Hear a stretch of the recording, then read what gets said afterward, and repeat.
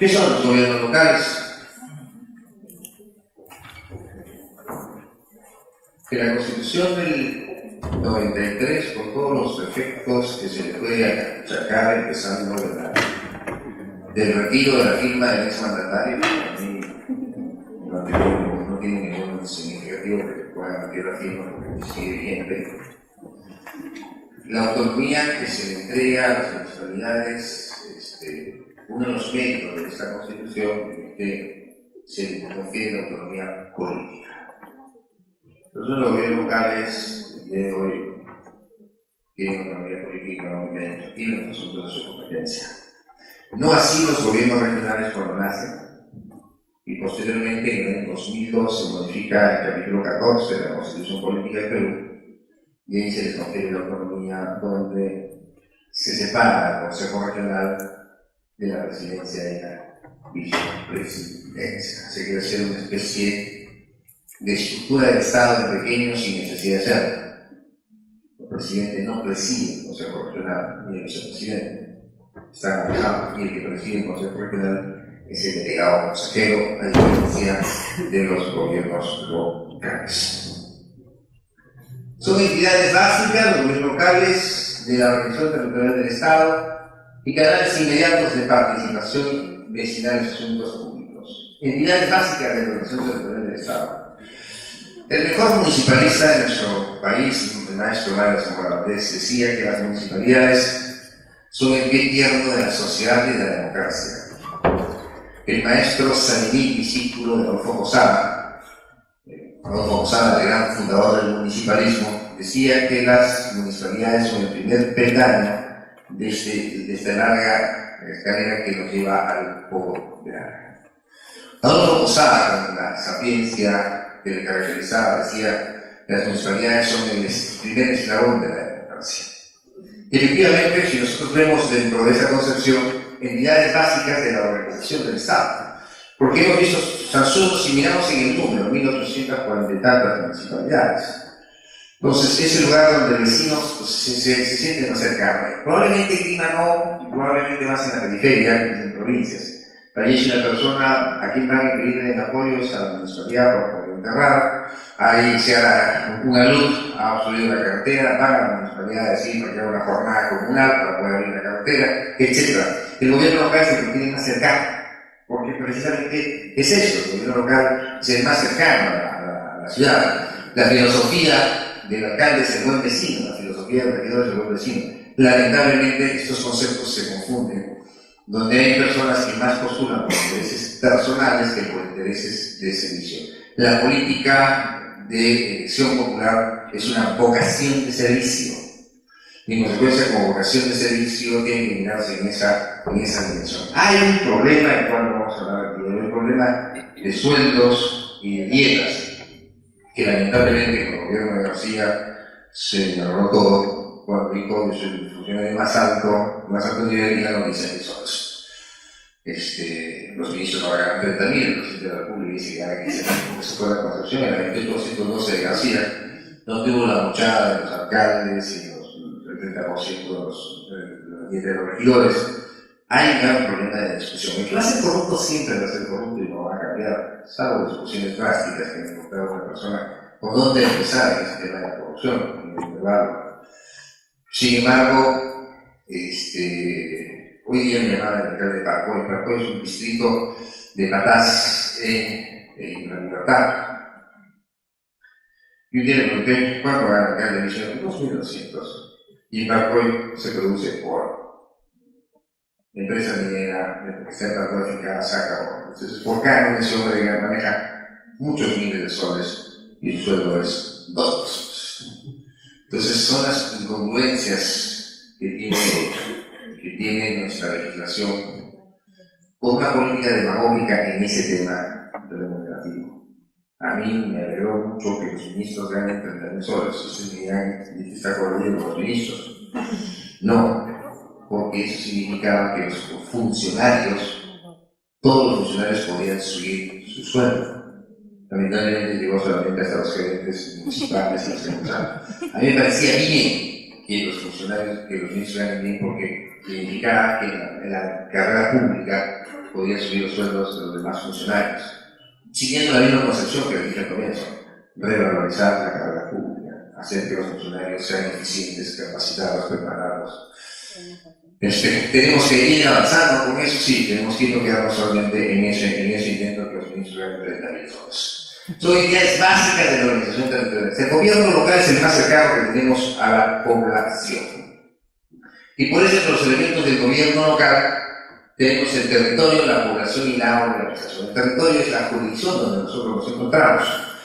Es el único dispositivo en la ley orgánica de municipalidades en las cuales es prerrogativa del Poder Ejecutivo. Que los distritos y las provincias nacen por iniciativa del Poder Ejecutivo. Los expedientes técnicos los preparan los gobiernos regionales, en el caso de Lima, el IMP pasa por la Comisión de Desarrollo Urbano de Lima, por la Gerencia de Desarrollo Urbano de Lima, y va a la Presidencia del Consejo de Ministros. El último distrito que se ha quedado es, no recuerdo de provincia, y el antepenúltimo es mi Perú, en Ventanilla. Pero por iniciativa, el único que envía el proyecto es el Poder Ejecutivo, es una prerrogativa del Poder Ejecutivo. Entonces, el territorio es la jurisdicción donde está afincada el gobierno local. Lima Metropolitana tiene alcance dentro de la provincia, pero solamente en 3 aspectos fundamentales: lo que es transporte, que es la competencia exclusiva de Lima; lo que es desarrollo urbano; y lo que es tributación municipal, conforme al artículo 40, que las ordenanzas de materia municipal son ratificadas por la autoridad provincial. Lo demás es tema de competencia, pero tiene jurisdicción sobre el distrito del cercado. A pesar que el distrito del cercado tiene alcalde, la alcaldesa de Lima tiene una jurisdicción sobre el distrito del cercado. El territorio y la población somos todos nosotros, y la organización. La organización es la estructura de la cual los gobiernos locales se pueden dotar. Dentro de su autonomía, ¿se pueden dotar de una estructura acorde a su realidad? Sí. Tenemos una realidad que funciona con 2 o 3 funcionarios o gerentes o sugerentes, sí, pues. Corochiri tiene 32 municipalidades digitales. La mayoría en la serranía. Entonces, ¿con qué funciona? Solamente con el registro civil, el tesorero y el gerente o el administrador. 3 personas, y antes lo hacían los regidores, ahora no lo pueden hacer.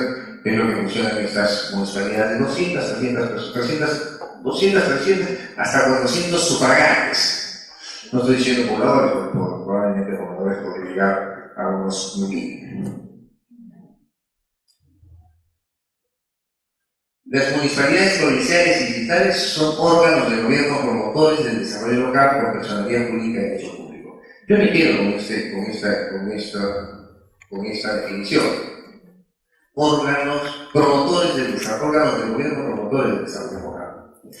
Recordemos años atrás el policía municipal, la baja policía o el rentado.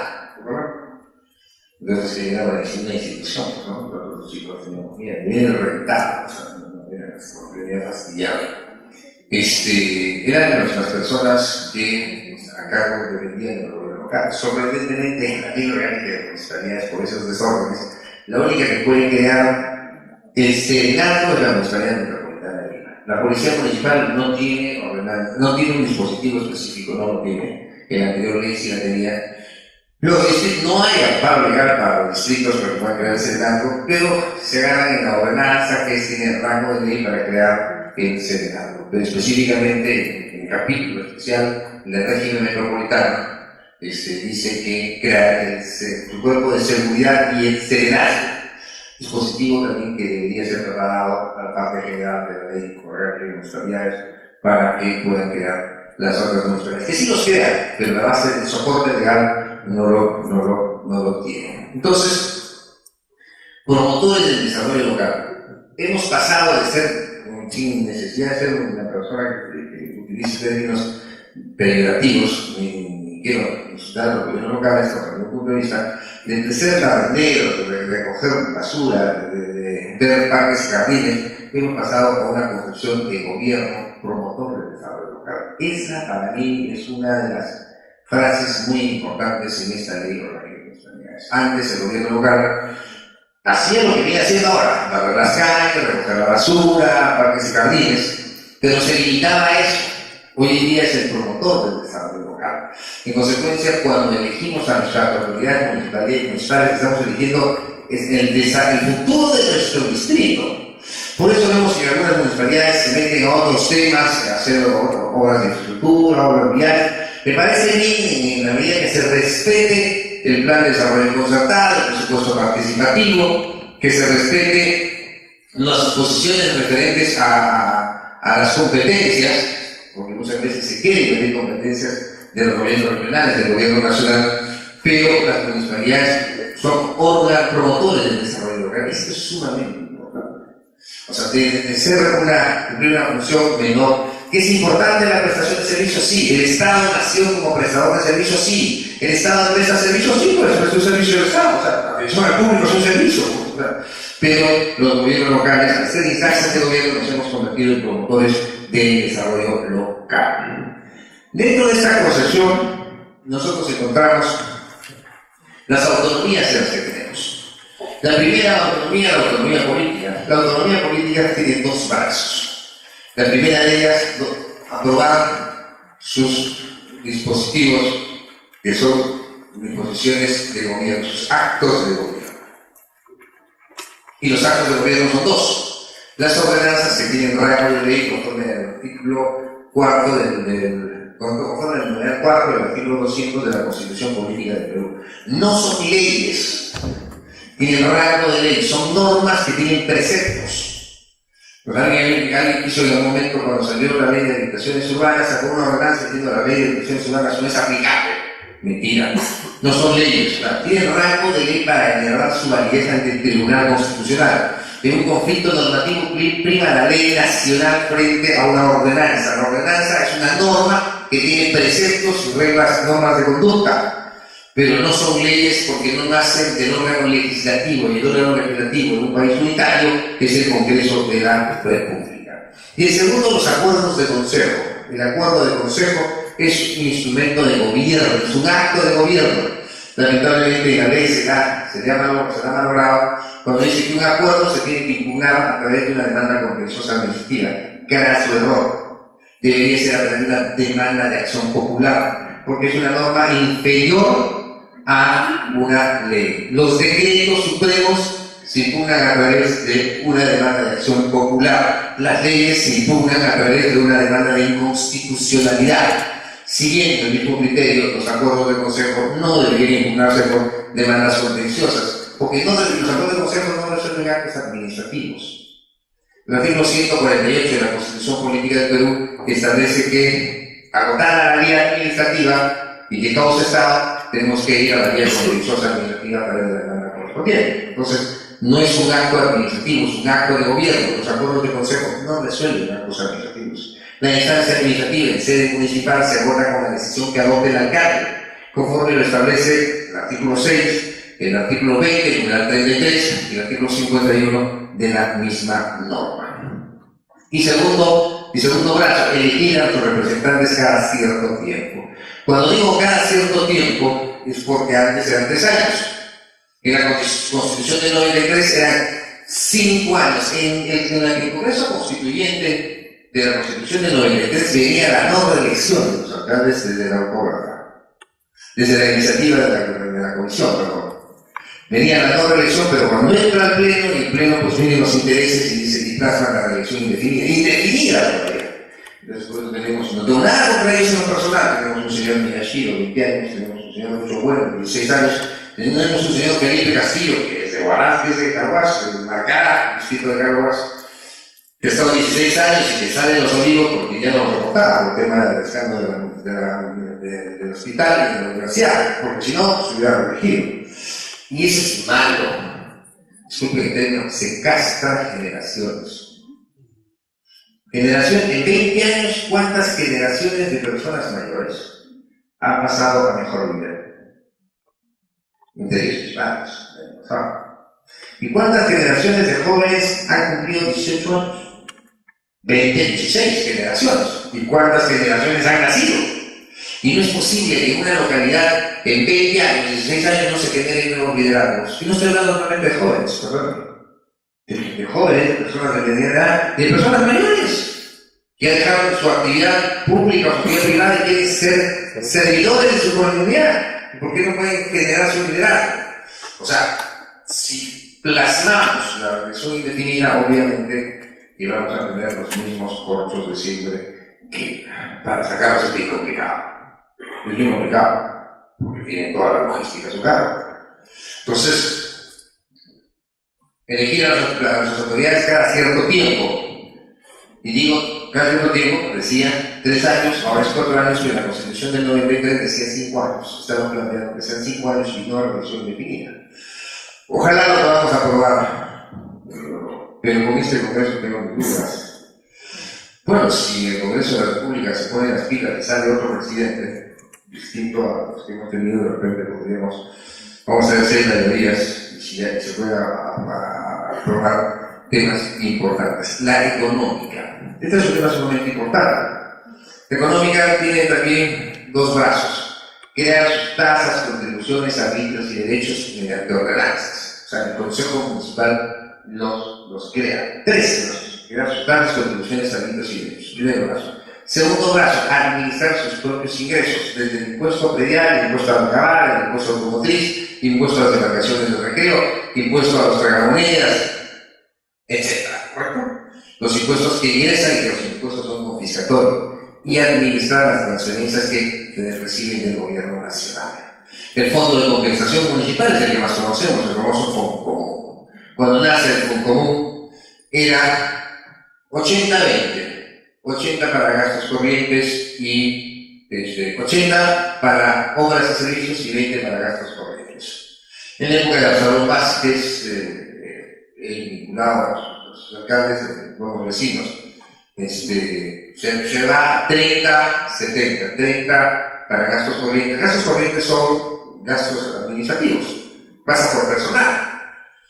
Y está mal, pues está mal que las transferencias que tiene el gobierno nacional gastes en personal, en burocracia, y 70% obras y servicios. Y en época de Valentín Paniagua, a lo que con el argumento de la autonomía se liberó y se dijo de libre disposición. Esto dio pie a que Augusto Campos, alcalde del distrito de San Martín de Porres, aprobara el 99% para gastos corrientes y el 1% para obras y servicios. Ese es el abuso de los autonómicos. Porque tú, algo que se creó para obras y servicios, no puedes gastarlo en burocracia. Entonces, porque es una transferencia del gobierno nacional, pues, porque además a todos nos cuesta eso, porque es del IGB, de la distribución que hace el Ministerio de Economía, del IGB, y en consecuencia, todos colaboran. Es lo que nosotros pagamos por IGB, desde comprarnos un par de calcetines hasta cualquier cosa más que comer, donde nos dan una factura, estamos pagando el IGB. Y ese fondo de compensación municipal transfiere a los gobiernos locales. En consecuencia, tenemos derecho a reclamar que eso se gaste bien, o sea, que se invierta bien. Y administrativa que nos permite otorgarnos de la organización que nosotros mejor creamos que sea funcional. Uno de los peores organigramas que he visto, y no solamente lo he visto ahora, porque me caen unos 12 en sus computadoras, varios en la Municipalidad de Lima, uno de los peores organigramas que tiene es la Municipalidad de Lima, es un caos organigrama. Pero lo peor de todo es que tiene es un desorden, y esto sí también lo vuelvo a comprobar. Se lo pregunté hace 2 años, al primer año de gestión, en una conversación bajo la cúpula del Día del Comercio, soy consultor del Día del Comercio, a las 4 personas que le preguntábamos, la señora que se está liderando sobre su gestión. Yo le preguntaba sobre la gestión administrativa y le pregunté cómo va la mesa de partes, que es muy sencillo, ¿no? Y me dicen que estamos tratando de corregir, hasta el día de hoy no se corrige. Les explico qué es. Yo presento un escrito número 01 y le ponen el expediente, ponen el documento simple 1415. A los 2 días voy a sustentar lo que presentaba en el escrito número 1, le pongo el escrito número 2 y yo como responsable. Y le ponen documento simple 2018. ¿Por qué? Porque antes han entrado otros números, ¿sí? No, ni siquiera guardan la relación de los escritos que presentas en tu expediente. En tu expediente. Y entonces el tercer día vas y presentas otro, entonces, y le ponen otro número, y documento simple con un número tal. Hablaba esta vez con la jefa de Mente Partes y me dice, no sabe lo difícil que es eso. Porque después tenemos que estar buscando uno por uno para ver a qué expediente va. Porque si le pondrían el número del expediente, Escrito número 2 del expediente tal, y eso no se coloca de ruta con el sistema. Eso es un tema, los chicos, que yo aprendí computadora con los chicos, los viejos hicimos con la máquina de escribir. Los chicos venían desde el colegio ya saben, o sea, eso era simplemente crear un Excel y lo pueden ingresar y con la hoja de ruta saber qué escrito viene en tal expediente. Eso no hay. Entonces hay un desorden administrativo de lo que se ingresa de los expedientes. Y eso sí está mal. Eso sí está mal porque evidentemente la estructura administrativa no funciona ni el mecanismo interno, con lo cual los expedientes deben ser los justos, porque incluso hasta se pueden traspapelar, se pueden ir los escritos a otros expedientes. Eso es un tema que penosamente la primera municipalidad, la municipalidad más importante de Lima, hasta el día de hoy no lo ha superado. Y eso, por lo menos Miraflores, cuando tuvo la primera empresa municipal, Inflores, primera empresa municipal que prestaba servicio de cómputo, y Flores lo tenía con la hoja de ruta. ¿Qué es lo que podemos crear dentro de la autonomía? Actos de gobierno. Los actos de gobierno, ¿cuáles son los actos de gobierno? Las ordenanzas y los acuerdos. Actos administrativos. ¿Cuáles son los actos administrativos? ¿Alguien sabrá?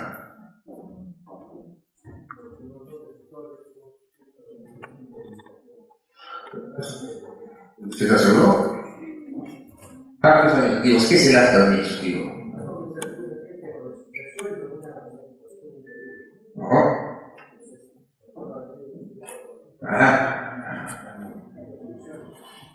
El acto administrativo crea una relación jurídica válida entre el administrado y la administración. El acto administrativo pone fin al procedimiento administrativo. El acto administrativo es un acto resolutivo. Eso se conoce como las resoluciones. Entonces, el acto administrativo es una resolución. En los gobiernos locales tenemos resoluciones de gerencia, resoluciones de alcaldía y decretos de alcaldía. Excepcionalmente, resoluciones de gerencia municipal por delegación y resoluciones de sugerencia municipal. En muchas municipalidades hay resoluciones jefaturables. Yo no sé dónde está eso. ¿Perdón? Y sugerencias todavía. Cuando el artículo 38, última parte de la ley orgánica de municipalidad, dice que las gerencias resuelven a través de resoluciones. Entonces es la primera instancia. La segunda instancia es el alcalde. El alcalde, conforme al artículo 20, numeral 20, puede delegar sus funciones en el único funcionario y es el gerente municipal. Principio de legalidad. Disposición expresa en la ley. El único que puede delegar es el gerente municipal. Primera instancia, gerencia. Segunda instancia, alcalde. Que yo no sé dónde sacan el tema que las jefaturas o las unidades pueden resolver. No tienen facultad resolutiva. No tienen ninguna facultad resolutiva. Y hay una desnaturalización del procedimiento administrativo y la tutela administrativa. En muchas municipalidades lo hacen. No quiere decir que esté bien. Y entonces los jóvenes dicen, lo están haciendo en esta municipalidad y no pasa nada. La política esa de que no pasa nada, compadre, es un cáncer nacional. Pero el momento que cae la acción de control o que cae la supervisión, ahí nos empezamos a preocupar. El caminar al filo de la navaja es como acostarse con la mujer del vecino. Hasta que un día llega el vecino temprano y los encuentra los dos. Es preferible llegar a tu casa y entrar por su puerta y acostarse tranquilo. Porque la filosofía de que no pasa nada, compadre, esa es querer sacar la vuelta a las cosas cuando sabemos que están haciéndose mal. Entonces, el tema administrativo es el manejo administrativo y la organización administrativa. La estructura, visión de un Estado democrático, lo hemos visto en el mandato constitucional, unitario, descentralizado y desconcentrado. Gobierno unitario, descentralizado, gobierno regional, gobierno local, desconcentrado. La desconcentración son las agencias municipales. Por desconcentración se crearon las municipalidades de centros poblados. Yo no entiendo cómo las municipalidades de centros poblados tienen presupuesto, el alcalde tiene un sueldo y los regidores tienen dietas. Y las municipalidades de centros poblados cumplen funciones delegadas. No son creadas por ley, son creadas por ordenanza. Y en consecuencia está mal alcalde de la familia de centro poblado, tenemos ahora uno en Chosica, en Huachipa, porque mi Perú ya pasó a ser distinto. Pero en el interior del país tenemos municipalidades de centro poblado, antes de más municipalidades delegadas, que asumen competencias que no les corresponden. Este es un tema interesante. Conforme al criterio de subsidiariedad, el gobierno más cercano a la población es el más idóneo para el ejercicio de la competencia. No es criterio, es principio. Principio de subsidiariedad. ¿De dónde nace eso? ¿De dónde nace? En la Constitución de 1979, la persona humana es el fin supremo de la sociedad y del Estado. Volviendo a la concepción de que el Estado es la creación del ser humano. En la Constitución del 93, la defensa de los derechos de la persona humana es el fin supremo de la sociedad y del Estado. Entonces los comunistas que no quisieron firmar la Constitución del 79 decían: entonces si hay persona humana, existe persona animal. La persona humana es la humanización del ser humano, el respeto, el reconocimiento a los derechos fundamentales de la persona. Por eso en nuestro país, que está en discusión en estos momentos, se proscribe el aborto, solamente está vigente el aborto terapéutico, no se permite el aborto eugenésico, el aborto social, ni otras modalidades del aborto. ¿Correcto? Porque en el Código Civil se dice al concebido se le reconoce para todos sus derechos. Se cree que en el Código Penal se proscribe el aborto. También se proscribe el homicidio, el parricidio, o sea, todas las formas de quitar la vida. Porque la persona humana es el fin supremo de la sociedad y del Estado, Constitución del 79. La defensa de los derechos de la persona humana es la Constitución de 1993. Este pensamiento humanista entra con principios de subsidiariedad, principios de supletoriedad, principios de bien común, la economía social de mercado que dice nuestra Constitución, y no vivimos una economía social de mercado, sino vivimos una economía de mercado. No se aplica la economía social de mercado, porque la economía social de mercado es entre la tesis de Adam Smith, que es la economía de mercado, los precios que regula el mercado, frente a la economía estatista de la concepción comunista. La economía social de mercado es que debe haber de alguna manera una participación del Estado para evitar que los precios o el mercado se coma a los más humildes, a los más necesitados. O sea, debe haber no una regulación, porque la regulación trae presión, sino una intervención del Estado. Como sucede en el Banco Central de la Reserva, fíjense que es contradictorio. El Banco Central de la Reserva compra dólares para que no caiga el dólar, pero no se preocupa por la economía nacional. O sea, protege la moneda extranjera, pero no se preocupa. Lo mismo es que el Estado, sin necesidad de entrar a regular, el Estado debe evitar que el grande se coma el chico. ¿De dónde nacen todos estos principios? Estos principios nacen en la Constitución de 1979. Cuando la primera votación lo obtiene de la Torre con 1 millón de votos, y la segunda votación lo obtiene el Pujante de Villarreal con 800.000 votos. En la segunda Acción Popular no participó en la Constitución del 79. Y entonces se dividen las comisiones. Y la gente del Partido Popular Cristiano, muy inteligente, dice: nosotros queremos el capítulo de la persona, el capítulo de la economía, el capítulo de las empresas.